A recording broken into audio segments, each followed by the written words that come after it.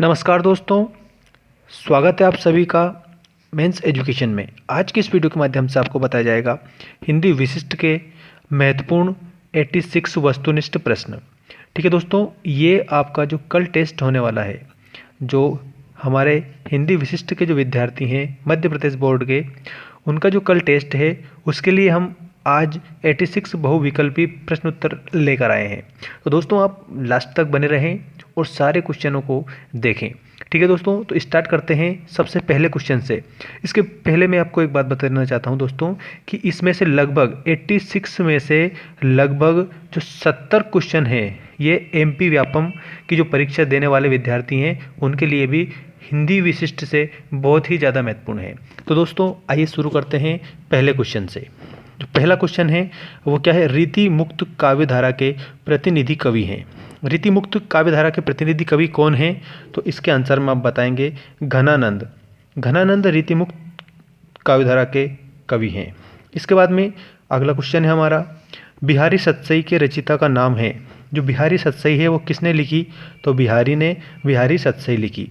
Next question है, रामचंद्रिका के रचिता का नाम बताइए। ठीक है, तो दोस्तों जो रामचंद्रिका के रचिता है वो है केशवदास। ठीक है, अगला क्वेश्चन है, भारतेंदु हरिश्चंद्र ने भाषा में काव्य रचना की। किस भाषा में भारतेंदु हरिश्चंद्र ने काव्य रचना की? तो उसमें आप बताएंगे कि भारतेंदु हरिश्चंद्र ने ब्रज भाषा में काव्य रचना की। ठीक है, अगला क्वेश्चन है दोस्तों, पथ की पहचान। पथ की पहचान कविता के रचयिता का नाम बताइए। तो इसमें आप बताएंगे कि पथ की पहचान कविता के जो रचयिता हैं वो हैं दोस्तों आपके डॉक्टर बच्चन। ठीक है, पथ की पहचान डॉक्टर बच्चन के द्वारा लिखी गई कविता है। इसके बाद में अगला क्वेश्चन है, आधुनिक मीरा के नाम से प्रसिद्ध कवयित्री हैं। ये 2014 में पूछा गया था कि आधुनिक मीरा के नाम से कौन प्रसिद्ध है। ठीक है दोस्तों, तो आधुनिक मीरा के नाम से महादेवी वर्मा कवित्री है, ये प्रसिद्ध हैं। ठीक है दोस्तों, तो बा वाला इसमें करेक्ट होगा कि आधुनिक मीरा महादेवी वर्मा को कहा जाता है। अगला क्वेश्चन है हमारा, आधुनिक हिंदी साहित्य के जनक माने जाते हैं। आधुनिक हिंदी साहित्य के जनक कौन माने जाते हैं? तो इसका जो आंसर है दोस्तों उसमें आपको बताना है कि भारतेंदु हरिश्चंद्र। ठीक है, जो भारतेंदु हरिश्चंद्र है वो आधुनिक हिंदी साहित्य के जनक माने जाते हैं।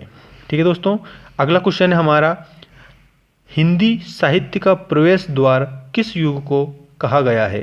हिंदी साहित्य का जो प्रवेश द्वार है वो किस युग को कहा गया है? आपके ऑप्शन है भारतेंदु युग, द्विवेदी युग, शुक्ल युग या आधुनिक युग। ठीक है, तो इसमें आप बताएंगे कि जो आधुनिक साहित्य हिंदी साहित्य का जो प्रवेश द्वार है वो कहा गया है दोस्तों भारतेंदु युग को। ठीक है, भारतेंदु युग को आधुनिक हिंदी का जो प्रवेश द्वार माना जाता है हिंदी साहित्य का। इसके बाद में अगला क्वेश्चन है, निम्नलिखित में से कौन सा कवि छायावादी युग का नहीं है? ठीक है, ऑप्शन देखें, महादेवी वर्मा, जयशंकर प्रसाद, रामधारी सिंह दिनकर और निराला। ठीक है दोस्तों, तो जो रामधारी सिंह दिनकर है ये छायावादी युग के कवि नहीं है। ठीक है, इसके बाद में अगला क्वेश्चन है, प्रगतिवादी कवि हैं। प्रगतिवादी कवि कौन है? प्रसाद, पंत, निराला या अज्ञेय। दोस्तों तो जो अज्ञेय जी हैं ये है हमारे प्रगतिवादी कवि। इसके बाद में नेक्स्ट है, कामयानी किस युग की रचना है? भारतेंदु युग, द्विवेदी युग, छायावाद या फिर रहस्यवाद। ठीक है दोस्तों, तो इसका जो करेक्ट आंसर है कि कामयानी किस युग की रचना है, तो वो है दोस्तों छायावाद की। ठीक है, इसके बाद में गोदान उपन्यास के लेखक का नाम बताइए। गोदान उपन्यास के लेखक का नाम है दोस्तों मुंशी प्रेमचंद। तो उसका जो करेक्ट आंसर है वो होगा ऑप्शन नंबर बा। इसके बाद में नेक्स्ट है, जायसी के प्रसिद्ध महाकाव्य का नाम क्या है? आपके ऑप्शन है रामचरितमानस, प्रिय प्रवास, पद्मावत या साकेत। ठीक है, तो इसका जो करेक्ट आंसर है, जायसी के प्रसिद्ध महाकाव्य का जो नाम है दोस्तों वो है पद्मावत। पद्मावत की जो रचना है मलिक मोहम्मद जायसी ने की है। इसके बाद में मोस्ट इम्पोर्टेंट क्वेश्चन है, ये कई बार पूछा गया है, वात्सल्य रस के सम्राट माने जाते हैं। वात्सल्य रस के सम्राट कौन माने जाते हैं? तो इसका जो करेक्ट आंसर है दोस्तों वो होगा आपका सूरदास। सूरदास को वात्सल्य रस का सम्राट कहा जाता है। इसके बाद में कवितावली के रचयिता का नाम है। कवितावली के रचयिता का नाम क्या है? तो इसके आंसर में दोस्तों आपको बताना है कि कवितावली के रचयिता हैं तुलसीदास। ठीक है, तो तुलसीदास जी हैं वो किसके रचनाकार हैं कवितावली के। अगला क्वेश्चन है दोस्तों, विनय पत्रिका के रचयिता कौन हैं? ठीक है, 16वां क्वेश्चन देखिए आपका, विनय पत्रिका के रचयिता कौन है? विनय पत्रिका के रचयिता का नाम आपको इसमें बताना है। तो दोस्तों इसका जो करेक्ट आंसर है, ठीक है दोस्तों, आपको अच्छे से ध्यान रखना है कि विनय पत्रिका लिखी है वो भी लिखी है तुलसीदास जी ने। ठीक है, नेक्स्ट क्वेश्चन है, उद्धव शतक के रचयिता हैं। उद्धव शतक के रचयिता कौन हैं? तो इसमें आपको बताना है दोस्तों कि उद्धव शतक के जो रचयिता हैं वो है रत्नाकर जी। ठीक है, रत्नाकर उद्धव शतक के रचयिता हैं। नेक्स्ट क्वेश्चन है, गिरधर कवि का प्रिय छंद है। गिरधर कवि का प्रिय छंद कौन सा है? तो इसका जो करेक्ट आंसर है वो होगा दोस्तों कुंडलियाँ। कुंडलियाँ गिरधर कवि का प्रिय छंद है। इसके बाद में नेक्स्ट क्वेश्चन है, शिशुपाल का राजा था। शिशुपाल कहाँ का राजा था? ठीक है दोस्तों, तो इसका जो करेक्ट आंसर है वो होगा माहिष्मति। शिशुपाल माहिष्मति का राजा था। नेक्स्ट क्वेश्चन है, महाभारत महाकाव्य के रचयिता कौन है? ठीक है, तो आपको बताना है कि जो महाभारत है वो महर्षि वेद व्यास जी ने लिखी है। महाभारत महाकाव्य के रचयिता है वेद व्यास जी। इसके बाद में सांदीपनि आश्रम स्थित है। तो दोस्तों आप सभी को मालूम है कि जो सांदीपनि आश्रम है वहाँ पर भगवान कृष्ण ने शिक्षा ग्रहण करी थी, तो उज्जैन में सांदीपनि आश्रम है। ठीक है दोस्तों, नेक्स्ट क्वेश्चन है, शरीर को पुष्ट करता है। शरीर को पुष्ट कौन करता है? तो इसमें आप बताएंगे गेहूँ। ठीक है, इसके बाद में नेक्स्ट क्वेश्चन है, शिबू के पिता का नाम क्या था? ठीक है, शिबू के पिता का नाम क्या था? तो आपको इसके आंसर में बताना है कि शिबू के पिता का नाम था मोहन। ठीक है, अगला क्वेश्चन है, महाजन का नाम था। महाजन का नाम क्या था? तो इसका जो करेक्ट आंसर है दोस्तों उसमें आप बताएंगे कि जो महाजन है, महाजन उसका नाम था ज्वाला प्रसाद। ठीक है, ज्वाला प्रसाद महाजन का नाम था।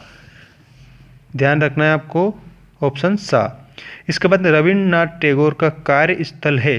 रविंद्रनाथ टैगोर का जो कार्य स्थल है वो है दोस्तों शांति निकेतन। ठीक है, शांति निकेतन रविंद्रनाथ टैगोर का कार्य स्थल है। इसके बाद में शिवाजी के पुत्र का नाम था। तो दोस्तों शिवाजी के जो पुत्र हैं उनका नाम था संभाजी। शिवाजी के पुत्र का नाम संभाजी था। नेक्स्ट क्वेश्चन है, देवगढ़ रियासत के पूर्व दीवान का नाम था। देवगढ़ रियासत के पूर्व दीवान का नाम आपको इसमें बताना है। तो इसका जो करेक्ट आंसर है वो होगा सुजान सिंह। ठीक है, सुजान सिंह देवगढ़ रियासत के दीवान का नाम था। अगला क्वेश्चन है, दिवोदास को का अवतार माना गया था। जो दिवोदास है उसको धन्वंतरी का अवतार माना गया था। ठीक है, अगला क्वेश्चन है, सुश्रुत के पिता का नाम बताइए। सुश्रुत के पिता का नाम था, क्या नाम था सुश्रुत के पिता का? तो उनके पिता का नाम था दोस्तों विश्वामित्र। जो महर्षि सुश्रुत है, जो शल्य चिकित्सक थे, इनके पिताजी का नाम विश्वामित्र था। अब रस को माना गया है। अगला क्वेश्चन क्या है, रस को क्या माना गया है? काव्य का श्रृंगार, काव्य की आत्मा, काव्य की शक्ति या काव्य का गुण? तो इसका जो आंसर है दोस्तों वो आपको बताना है कि जो रस है उसको काव्य की आत्मा माना गया है। ठीक है, रस को काव्य की आत्मा माना गया है। अगला क्वेश्चन है, श्रृंगार रस का स्थायी भाव है। तो जो श्रृंगार रस है उसका स्थायी भाव है रति। ठीक है दोस्तों, श्रृंगार रस का स्थायी भाव रति है। इसके बाद में करुण रस का स्थायी भाव। ठीक है, कौन सा क्वेश्चन पूछा है कि करुण रस का स्थायी भाव क्या है? तो इसमें आप आंसर में बताएंगे दोस्तों कि करुण रस का स्थायी भाव है शोक। ठीक है, और श्रृंगार रस का है रति। यशोदा हरि पालने झुलावे पंक्ति में रस है। माँ और बेटे के प्रेम का वर्णन अगर किया जाता है तो वो होता है हमारा वात्सल्य रस। ठीक है दोस्तों, तो इसमें आपको बताना है वात्सल्य रस। यशोदा हरि पालने झुलावे पंक्ति में रस है वात्सल्य रस।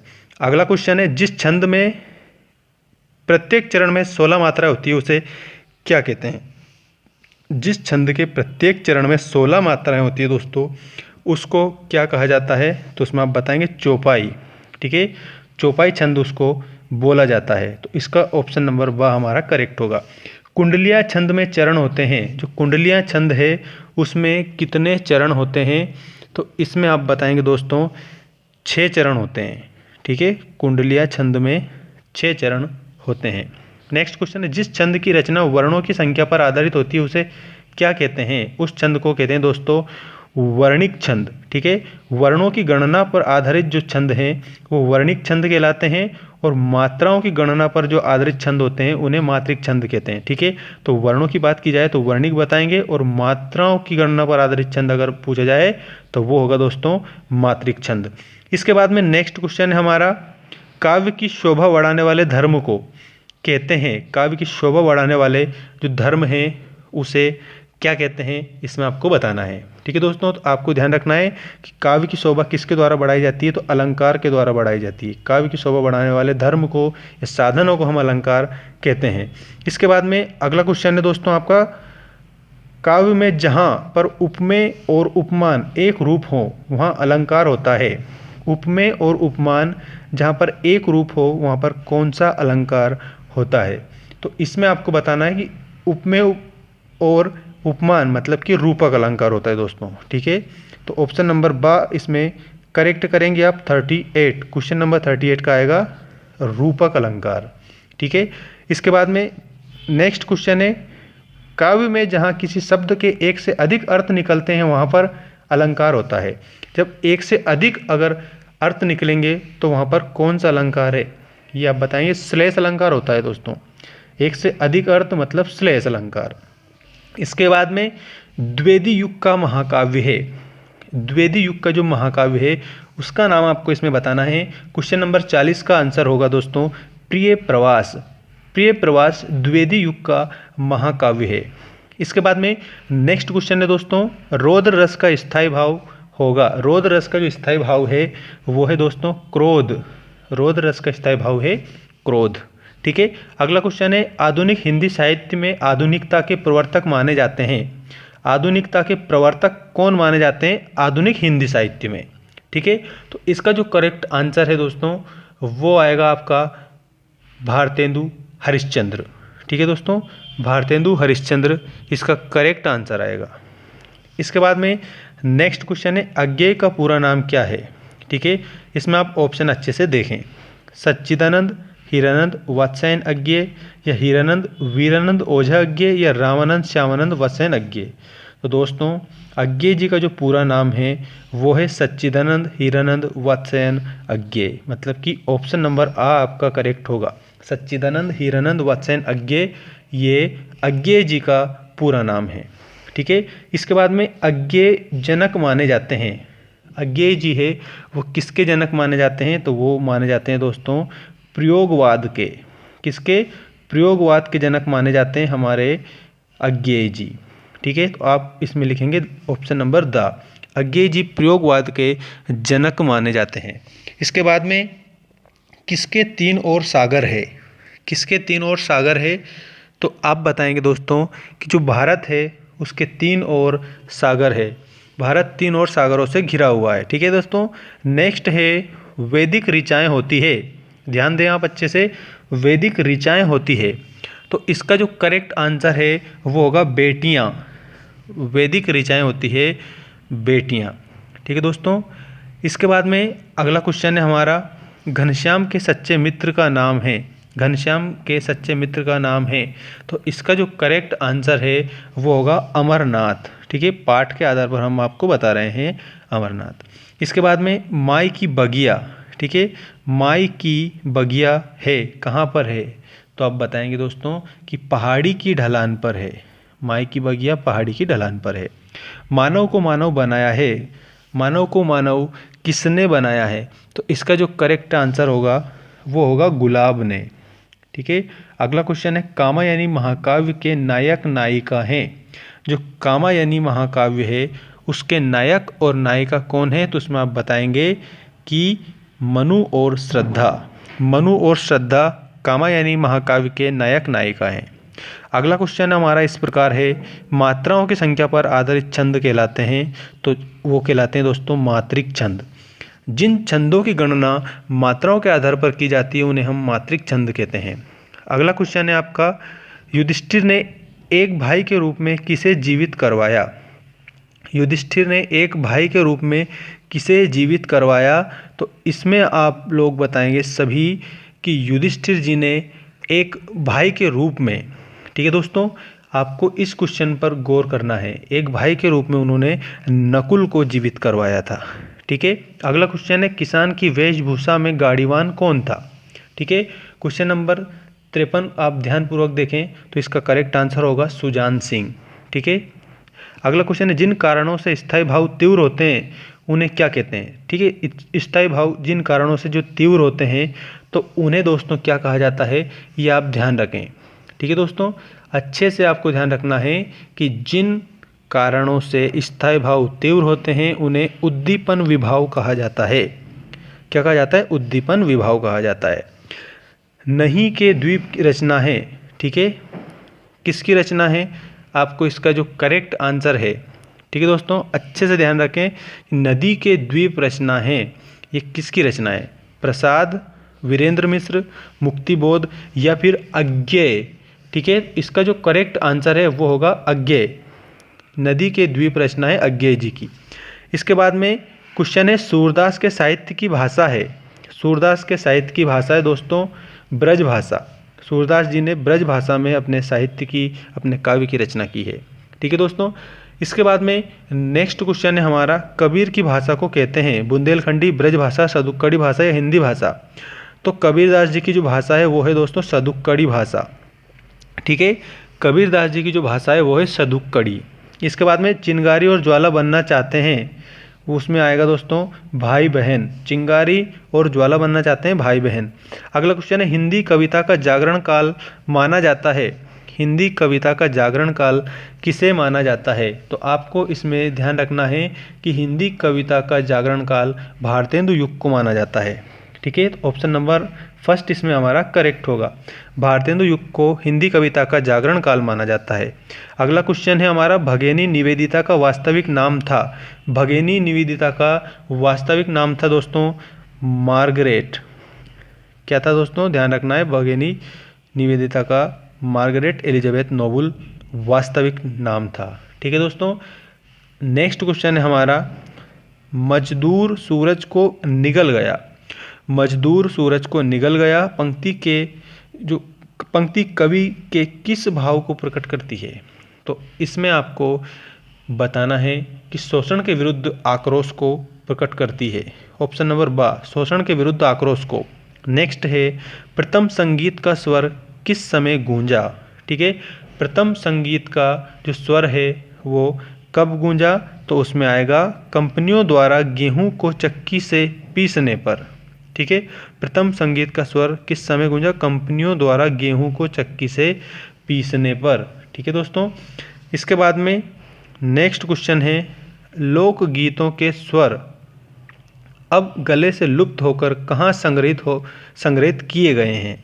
ठीक है, लोकगीतों के स्वर अब गले से लुप्त होकर कहाँ पर संग्रहित किए गए हैं, तो इसका जो करेक्ट आंसर है कैसेट रिकॉर्ड में। ठीक है, कैसेट रिकॉर्ड में संग्रहित कर लिए गए हैं। शिवाजी ने संभाजी को औरंगजेब के भय से कहाँ छिपा दिया था। जो वीर शिवाजी थे दोस्तों, उन्होंने कहाँ पर छिपा दिया था, तो आप बताएंगे पुरुषोत्तम के यहाँ पर छिपा दिया था। ठीक है, पुरुषोत्तम के यहाँ। कवियों की कसौटी है। ठीक है दोस्तों, कवियों की कसौटी है गद्य। ठीक है, गद्य कवियों की कसौटी है। ठीक है, तो निबंध गद्य की कसौटी है, ये भी ध्यान रखना है आपको। हिंदी गद्य का सूत्रपात कब से हुआ। ठीक है, तो उसमें आपको बताना है 19वीं शताब्दी से। 19वीं शताब्दी से हिंदी गद्य का सूत्रपात माना जाता है। अगला क्वेश्चन है आंचलिक कहानीकारों में विशिष्ट नाम है। आंचलिक कहानीकारों में विशिष्ट नाम किसका है दोस्तों, तो उसमें आप बताएंगे फणीश्वर नाथ रेणु। फणीश्वर नाथ रेणु का आंचलिक कहानीकारों में विशिष्ट नाम है। इसके बाद में हमारा नेक्स्ट क्वेश्चन है दोस्तों भारत महान महिलाओं का देश है, ये कथन किसका है। भारत महान महिलाओं का देश है, तो ये कथन है दोस्तों भगिनी निवेदिता का। भगिनी निवेदिता का कथन है ये। अगला है जयपुर नरेश के राज कवि थे। जयपुर नरेश के जो राज कवि हैं वो थे दोस्तों बिहारी जी। ठीक है, बिहारी जी ने क्या लिखी, तो बिहारी सतसई। अगला क्वेश्चन है दोस्तों पहली चूक का संबंध किस विधा से है। जो पहली चूक है ये इसका संबंध किस विधा से है। तो इसमें आपको दोस्तों बताना है कि जो पहली चूक है ये है दोस्तों व्यंग्य निबंध। क्या है दोस्तों, व्यंग्य निबंध है ये। ठीक है, अगला क्वेश्चन है पुरुषोत्तम कौन था। ठीक है दोस्तों, ध्यान रखना है पुरुषोत्तम कौन था, तो आप बताएंगे महाराष्ट्रीय ब्राह्मण था। पुरुषोत्तम महाराष्ट्रियन ब्राह्मण था, तो ऑप्शन नंबर बा हमारा इसमें करेक्ट होगा। ठीक है दोस्तों, अब आपको ध्यान रखना है अगला क्वेश्चन कि नाटक का प्राण है। नाटक का प्राण क्या है, तो इसका जो करेक्ट आंसर होगा दोस्तों उसमें आप बताएंगे कि नाटक का प्राण होता है संवाद। ठीक है, अगला क्वेश्चन है किसकी सत्यनिष्ठा चतुर्दिक थी। चतुर्दिक किसकी सत्यनिष्ठा थी, तो इसके जो करेक्ट आंसर में आपको बताना है दोस्तों कि पुरुषोत्तम की। किसकी, पुरुषोत्तम की। अगला क्वेश्चन है किसने कहा है कि मेरे ख्याल इतने खूबसूरत नहीं हैं।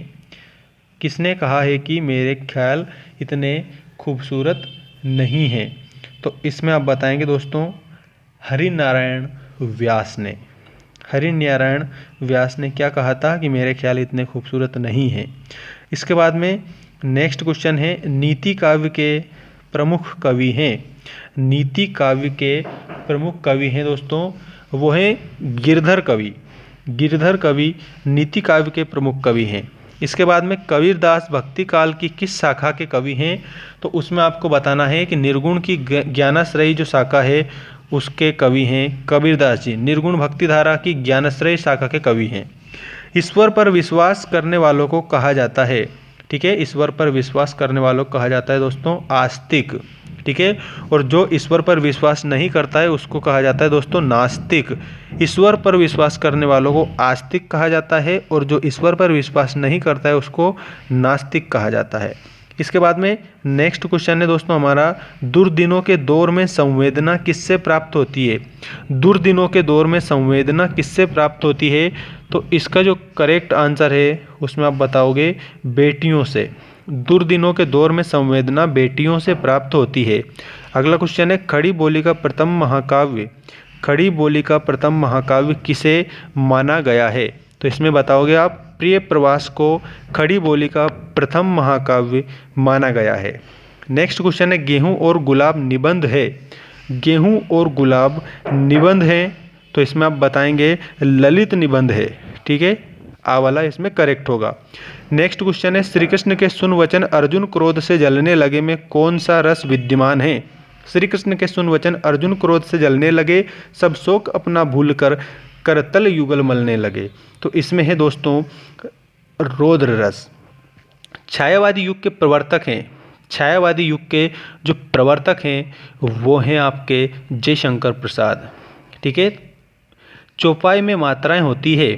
जो चौपाई छंद होता है इसमें कितनी मात्राएं होती है, तो इसमें आप बताएंगे दोस्तों 16 मात्राएं होती है। ठीक है, चौपाई छंद में 16 मात्राएं होती है। नेक्स्ट क्वेश्चन है दोस्तों हमारा किस पत्रिका के साथ ही हिंदी कहानी का जन्म माना जाता है। ये काफ़ी मोस्ट प्रश्न है, 2015 में पूछा गया था। और चौपाई में कितनी मात्राएं होती है 2012 में पूछा गया था। हवा से तेज चलने वाला होता है ये 2015 में पूछा गया था। तो किस पत्रिका के साथ ही हिंदी कहानी का जन्म माना जाता है, तो इसमें आप बताएंगे सरस्वती पत्रिका। ठीक है दोस्तों, इसके बाद में हवा से तेज चलने वाला होता है। हवा से भी तेज चलने वाला कौन होता है, तो उसमें होता है मन। ठीक है, मन हवा से भी तेज चलने वाला होता है। तो दोस्तों ये आज मैंने जितने भी आपको 86 क्वेश्चन बताए, ये जो कल टेस्ट होने वाला है 10वीं के विद्यार्थियों का, ठीक है, मध्य प्रदेश के जो 10वीं वाले विद्यार्थी हैं उनका जो कल टेस्ट होने वाला है उनके लिए मैंने वस्तुनिष्ठ प्रश्न बताए उनकी हिंदी की किताब से। ठीक है दोस्तों, और इसमें से कम 70 क्वेश्चन व्यापम के जितने भी एग्ज़ाम होते हैं उनमें हिंदी में विशेष रूप से पूछे जा सकते हैं, क्योंकि लेवल रहता है दोस्तों 10वीं और 12वीं का। 10वीं और 12वीं की हिंदी व्यापम में पूछी जाती है। ठीक है दोस्तों, मैं उम्मीद करता हूँ कि आपको वीडियो ज़रूर पसंद आया होगा। अपने दोस्तों के साथ शेयर करें। यदि आप हमारे चैनल पर नए हैं तो चैनल को सब्सक्राइब भी करें ताकि इसी प्रकार की अपडेट आपको प्राप्त होती रहे। Thanks for watching. जय हिंद।